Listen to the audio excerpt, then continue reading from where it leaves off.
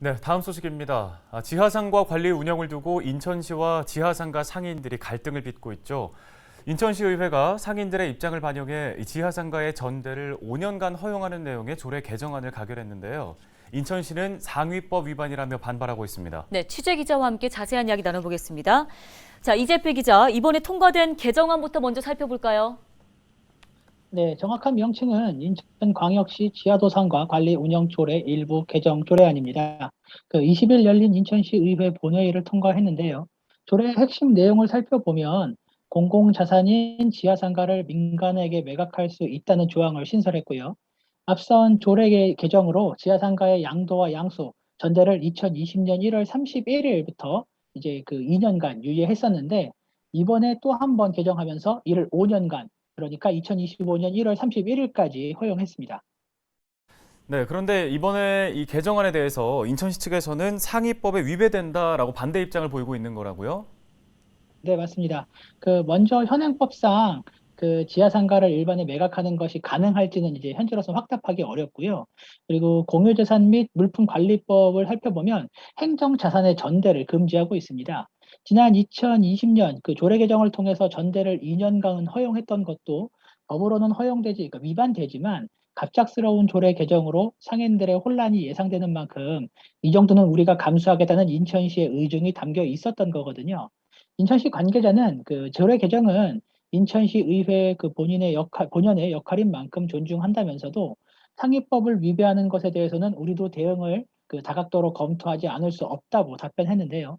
현재 인천시는 이번 개정안에 대해 제2 요구를 비롯해 대법원 제소 등 법적 대응도 검토 중인 것으로 확인이 됐고요. 행안부 차원에서 제2를 요구할 수도 있는 그런 상황입니다. 조례가 정말 실행될지는 현재로서는 지켜봐야 할 것 같습니다. 네, 그렇군요. 자, 그런데 이런 상황을 만든 데에는 인천시의 책임도 크다고요?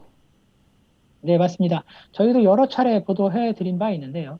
지난 2002년 인천시가 지하상가의 관리와 운영을 위해 조례를 제정을 하는데 지하상가 유지보수 비용과 관리가 부담스러웠던 인천시가 이를 모두 지하상가 상인들에게 맡깁니다.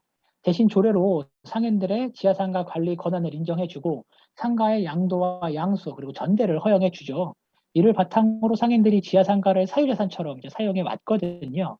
그런데 공공재산을 사유재산처럼 사용하는 것은 당연히 불법이니만큼 감사원과 행안부 등 정부가 꾸준히 문제를 지적합니다. 그런데 책임을 지고 싶지 않았던 인천시는 정부의 요구를 계속 묵살해 오는데요. 그렇게 20년 가까운 시간 동안 폭탄 돌리기를 했던 건데 박남춘 인천시장이 취임하면서 이건 이대로 두면 안 되겠다 하고 칼을 빼듭니다.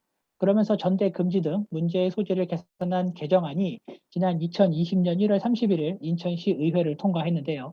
상인들은 당연히 인천시 조례를 믿고 투자했는데 왜 이제 와서 우리가 피해를 입어야 하냐 책임져라 하고 반발하고 있는 상황입니다. 네, 여러모로 답답한 상황입니다. 지역 정치권에서도 문제 해결을 위해서 다양한 방법들을 모색하고 있다고요? 네, 맞습니다.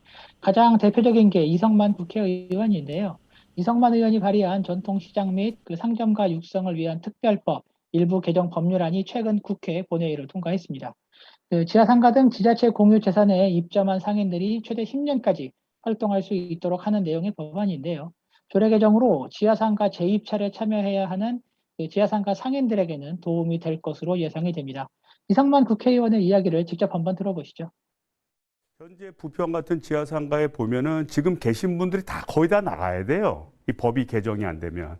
그런데 이 법이 개정됨으로 해갖고 지금 임차하시는 분들은 재계약할 수 있는 권한을 부여받았다 이렇게 보시면 됩니다. 네, 알겠습니다. 지하상가 문제 해결이 쉽지는 않아 보이는데요. 아무쪼록 하루빨리 지역사회가 합의점을 찾기를 기대해 보겠습니다. 지금까지 보도국 이재필 기자였습니다.